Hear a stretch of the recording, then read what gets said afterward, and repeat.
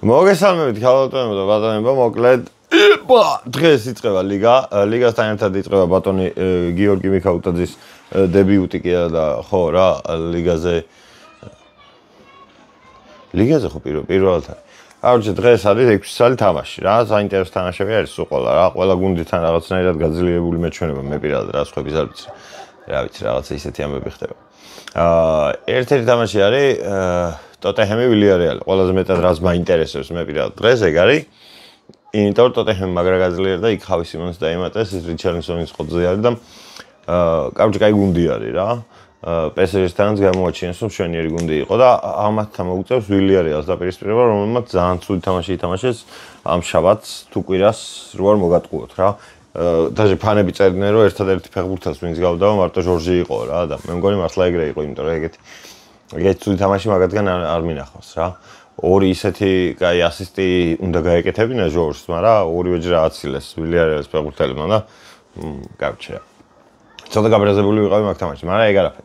დღეს მგონია რომ ვილიარეალი არ წააგებს როგორც მინიმუმ, იმიტომ რომ საკმაოდ კარგი გუნდი ყავთ რა ტოტალ საბოლოო ჯამში რა. კიდე ერთი უმარტივესი თამაში აქვთ, ვინც ფენტეზის თამაშობთ. მე მაგალითად დღეს ვანგელის პავლიდისი მყავს კაპიტანად არჩეული, იმიტომ რომ ჩემპიონთა ლიგის ფენტეზი რა. ვანგელის პავლიდისი მყავს კაპიტანად არჩეული, იმიტომ რომ ყარაბაღთან ორი გოლის გატანა მინიმუმ შეუძლია რა. და დალშე დანარჩენი არ არის ისეთი მარტივი, რა ქვია იმას. მარტივი თამაშები არც ერთ გუნდს არ აქვს რა. ყველაზე მარტივი ალბათ აქვს სპორტინგს, კაირატ ალმატისთან და ბენფიკას ყარაბაღთან რა, ამ ტურში. ხო და აქედან გამომდინარე არჩეული მყავს ბატონი ვანგელისი იმად რა, სტრაიკერად და გვერდზე ჟორჟი მიყენია და მეორე მხარეს მიყენია მე მგონი მბაპე მიყენია, იმიტომ რომ დღეს რეალი მარსელიც არის. რეალი მარსელი არ მგონია რომ მარტივი თამაში იქნება და არ მგონია რომ გადაახევენ ბურთს თავზე მარსელს. პირიქით მგონია რომ მარსელმაც კი შეიძლება გადაახიოს ბურთი, იმიტომ რომ რაღაცნაირი ძალიან კარგი გუნდი ყავთ. მეისონ გრინვუდი რაც მანჩესტერიდან გააგდეს, იმის მერე ფეხბურთელი გახდა. ზოგადად ეგრე ხდება ხოლმე რა, მანჩესტერიდან ვინც მიდის, ყველა კარგი ფეხბურთელი ყოფილა თურმე. და ვერ ხვდებიან ხოლმე მანჩესტერში რა, აი მაგალითად უნანა ეხა რო გადავიდა თურქეთში, პირველივე თამაშში 8.7 ქონდა შეფასება, 8 სეივი გააკეთა თამაშში და ყველაზე მაღალი შეფასება მაგას გქონდა, man of the match გახდა და რა ვიცი, ეთყობა მანჩესტერის პრობლემა იყო ხო ალბათ, იმიტომ რომ აიაქსში ჩვენიერი მეკარე იყო. ინტერში ისე რა, მაგრამ ნუ აიაქსში ძალიან კაი იყო. ხო, კიდე რა თამაშებია დღეს? ეგი მახსოვდეს, PSV Saint-Gilloise არის, უეჭველი რაც მახსოვს და მან მგონია რომ Union Saint-Gilloise,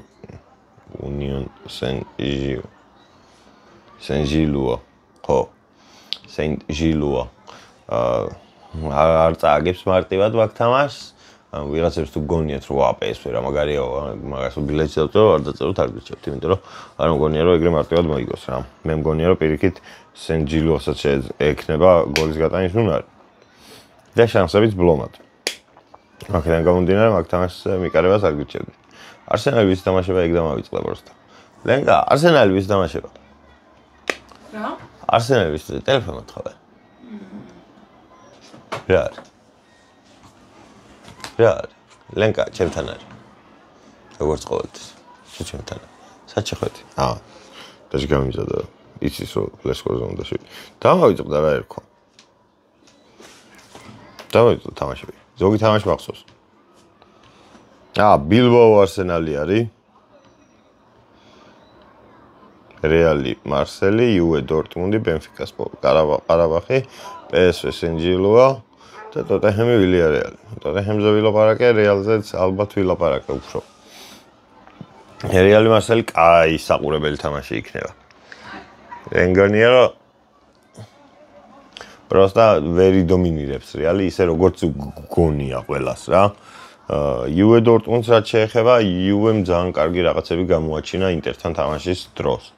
ეხლა ბოლოს და ეგ კი შეიძლება დაღლილები იყვნენ ცოტა მენტალურადაც და ფიზიკურადაც, მაგრამ მე მაინც მგონია რომ იუვე US შანსები უფრო მეტი ექნება რა თქმა უნდა ვიდრე დორტმუნდს. რა დორტმუნდს მიუხედავად იმისა, რომ ჯო ბელინგემი ყავს და ძალიან ბევრი კარგი ფეხბურთელი გირასი მაგალითად და რავი რას უყურებ? მე რატომ ეყურებ? გირასი და რავი ეხლა დამავიწყდა დორტმუნდის ყველა ფეხბურთელი ბაზარი არა კარგი მომენტი იყო ADM-ი და ანუ შეტევაში ძალიან კარგი ფეხბურთელი ვიყავთ მაინც არ მგონია რომ რაღაცა ის იყოს რა კაროჩი თან ბევრი დანაკლისი ყავს ახლა რაც ვნახე პასკალ გროსი არ იქნება შროტერბერგი არ იქნება ფაბიო სილვა არ იქნება ემრე ჯანი არ იქნება ჯონ დურანვილი არ იქნება სულე არ იქნება კაროჩი არავინ არ იქნება კაროჩი იუვენტუსი მოუგებს ძალიან მარტივად. ეგეთ შეგზება მაქვს რა. ეგრე მგონია მე ყოველ შემთხვევაში. მე მგონია რომ ვანგელისი ჩაატარებს კაი თამაშს ბენფიკაში. რა ძალიან ჭკვიანურია, ლოგიკურია. მგონია რომ ბილბაო არსენალი იქნება ძალიან ცუდი თამაში, რო არ მოგატყუოთ. არც საყურებლად რო არ ვარ და არც არაფრად. არა, ალბათ მაინც არსენალი მოიგებს პატარა სხვაობით, აი 0-1 ან 0-2 ან ამე ეგეთი. PSV Saint-Germain მგონია რომ რაღაცა უფრო ფრეს გავს რა ეგეთი თამაშია. დორტმუნდი UE მოიგებს, ბენფიკა წესით ბევრი გოლი უნდა გავიდეს, მაგრამ რამდენად გავა ეგ არ ვიცი. მაგრამ ყოველ შემთხვევაში ორბურთიანი სხვაობით მაინც მოიგებს ბენფიკა რა. მე ეგრე მგონია. ჩეხაობა ევასებათ просто ყარაბაღსაც და ბენფიკასაც და შეიძლება წითელი ბარათები და ეგეთები იყოს მაგ თამაში. რა გამოჩ რეალი მარსელი არ ვიცი რა, აი არ ვიცი. აი ერთი შეხედვით რეალმა 1-10 უნდა მოუგოს თან ძალიან მარტივად, მაგრამ არ მგონია 2-2 ალბათ. 3-2 რეალმა, არ ვიცი. ოდნავი უპირატესობით ალბათ მაინც მოუგებს რეალი რა. თან ახლა მბაპე კაი ხოძე არის. მაგრამ ვინისიუსია დადონდლოებული რაღაცნაირი. აუ როგორ გამიხარდა ლუკა მოდრიჩი რომ გადავიდა იქ მილანში ჩემი. აუ რა კაი გოლი გაიტანა თან. კაი ბიჭი არ კარჩი ლუკა მოდრიჩი მიყვარს. შენ ხო ვიყავს ლუკა მოდრიჩი? არა, ლენკას არ უყვარს ლუკა მოდრიჩი. მხიარულ ნოტას დაიმშვიდობებით, კარგად იყავით, არხი გამოიწერეთ, კარგად იყავით.